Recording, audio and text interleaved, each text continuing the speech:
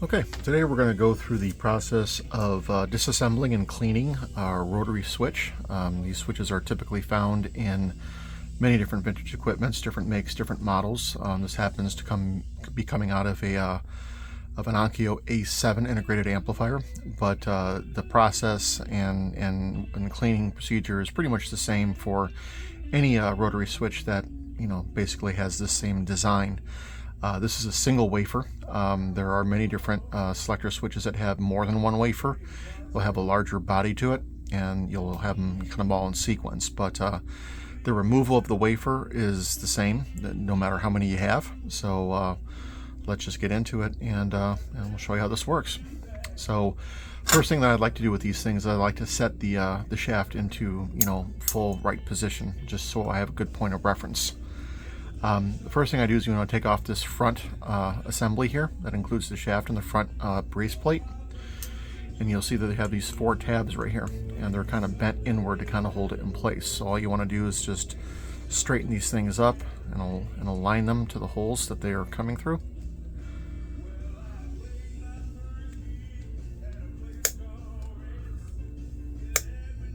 Like so. And then you can kind of move it to the side and just kind of pinch this up like that. And I'll start to separate. And then you can use a little screwdriver to get in here and pry it the rest of the way. And then it will come right off. Now you want to be careful to make sure that you don't get this thing flipped upside down, because the shaft that goes through this entire body here is keyed, so you want to make sure you're not getting things out of the correct orientation. So we'll just take that apart like that. You can see that the shaft actually came with it. This actually will separate out of here, but for this particular use case, we'll just leave this one alone. So we'll set that aside there. Now the wafer is held on by these 2 tabs here. You can see that the wafer body comes through this little bracket, and there's this little bend over tab here that holds it into place. In this situation, there's this little plastic guard here. We don't need to remove it. We'll just leave it alone. Nothing to do with that one. So to get this out, all you gotta do is just grab a plier and grab onto that tab and pull downward. And the same thing over here. And then the wafer should just lift right out, just like that. Again, we'll set that one aside. Now, most of these rotary switches here are going to have kind of one side that's going to have like the model, which is a 94V, pretty common wafer switch here, and like a little logo. And on the back side, in this case, it doesn't have anything on it. So no traces, no connections, no nothing. Sometimes there are connections on the back side of this, but again, for this particular model, it's only got the connections on the one side. So the biggest issue with these switches is oxidation, which is true for pretty much any vintage system, whether it's a slide switch, rocker switch, or a pot. They're going to end up having this tarnishing and oxidation, which is what all this black soot and residue is. And this is just from years and years and years of the metal, coming into contact with oxygen. We have the same thing here on the back. There's like a little disc here on the back that's got some contact tabs on it. So we're going to use a combination of deoxit. I use both F5 and D5 to do these cleanings, and a little detailing brush. It's a fiberglass brush. You can get these on Amazon or whatever. I find that these things are very useful. They're great at cleaning out all this oxidation, and they're gentle on the metal, but it's not too gentle, because you want it to kind of really scrub it and get to a point where these tabs and that contact disc are perfectly clean, or as good as you can get.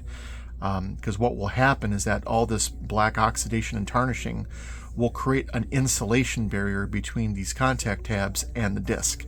And as a result, you'll get channel dropout, crackle, static, even in some cases distortion. And there's absolutely no good way to get this thing out. One of the big misconceptions out there is that you can just spray this and then work the switch back and forth and it'll be just fine. Well, it could very well be for a short period of time, but you're not going to get out all that black soot just by spraying it. It's got to be mechanically removed. So that's why we here at the Speaker Port will go through a process of actually taking the time to disassemble our switches, clean them, make them look as clean and brand new as we possibly can, so that our customers don't have these problems 2, 3, 4 months down the road and end up returning equipment to us. So what we'll do is just grab some paper towel here.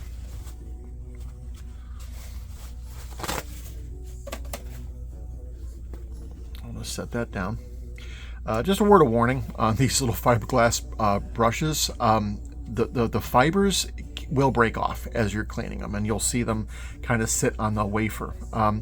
Be mindful that these are very fine fiberglass fibers, and it's very possible that, you know, if you work with this long enough, you might get some of these little shards to stick in your fingers and whatnot. I recommend that you try to be as careful as you can. I mean, it's not going to kill you to do it this way, but just make sure you wash your hands very well. And in some cases, if you do get one of these things lodged in, just have a tweezer nearby and whatnot. But it's a side effect, you know, so we do have pain and suffering involved with this. So anyways, I use F5, like I said, or sorry, D5 first, which is the has more of a cleaner in it than the F5, which is the Fader Lube version. This is less cleaner, more of a lubricant. So we finish with this, but we use this first to kind of get the deep cleaning done. Now, normally I would actually spray these things and let it soak for a couple of minutes, but you know, for the sake of this video, we're just going to go ahead and just clean it right away. So we're spray the top, spray the bottom, and come back here to the top like that, and just hit my brush. And then a word of warning here, these contact tabs, they're not exactly very strong. They can be very fragile, and it's important to make sure that you don't go side to side on it, or don't press too hard, because the body of this thing, if it catches it, it could bend those tabs, and then it's game over for the wafer switch. So what I do is I kind of go along the body of it, so like in this direction here. And you can see that it immediately starts cleaning up and starts turning to a glistening metallic color. So we're getting back down to the root metal.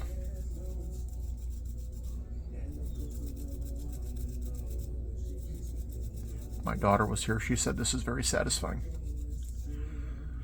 Now notice that center shaft there has got that key to it. So we want to make sure that as you're cleaning that center disc, that it doesn't rotate too far out of position.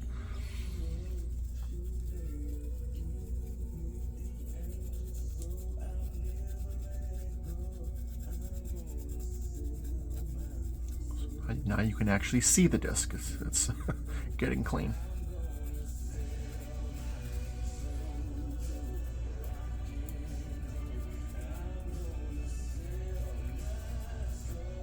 All right. Now, one thing you're going to want to do is get yourself a little screwdriver here, and you want to make sure you don't miss the spots of that disc that are underneath the existing contacts. So again, keeping in mind that we're looking to be about kind of like 10 o'clock here. Just want to rotate this thing slightly out of the way, and it'll start to expose those areas that were under those tabs. So then now you can go ahead and clean those out too as well, and complete the job.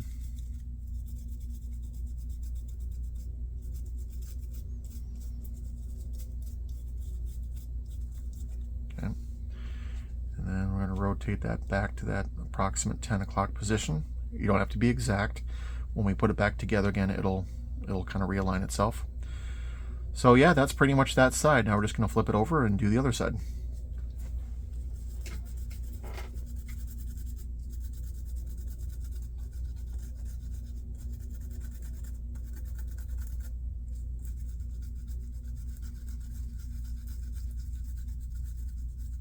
By the way, now that we flipped it over, it's now going to be 2 o'clock versus 10 o'clock. So just keep that in mind.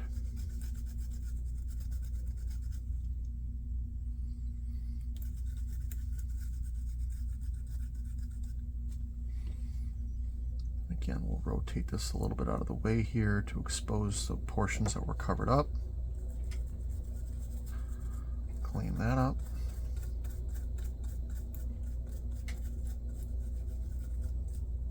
Okay. Yuck. All right, now you can see that there's like some little fiberglass residue all over the place here. So we're just going to use, you know, the blasting action of the D5 just to kind of flush all that stuff out. There we go.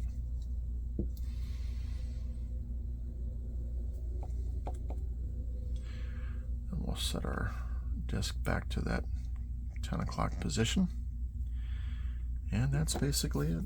If you really wanted to, you can kind of get any other further residue out of the way with a little Q-tip. But it won't hurt if some of it's left there. You just don't want any of that stuff clumping around.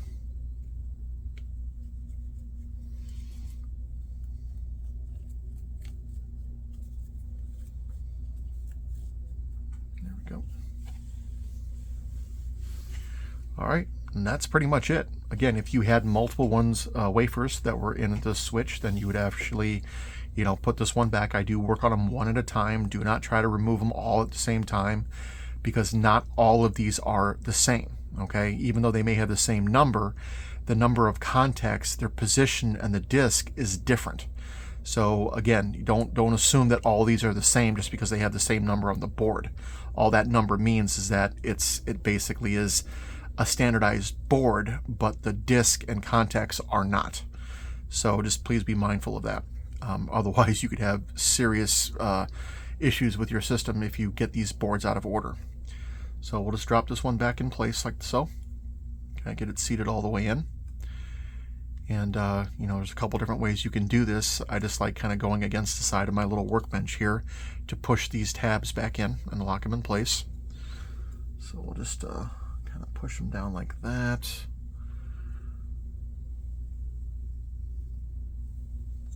And you kind of can see that closed right back up again. And now the disc is locked back in place.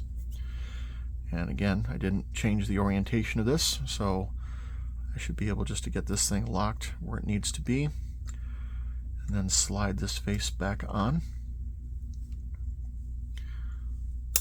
Snap it like that. Okay, that's well seated. Do a rotation check.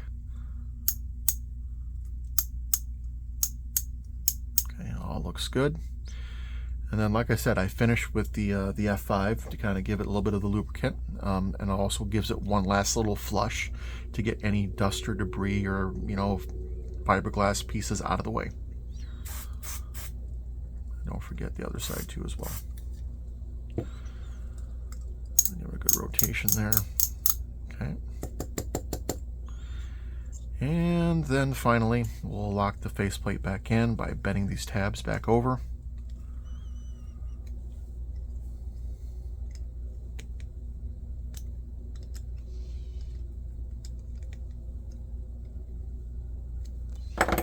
And that's it.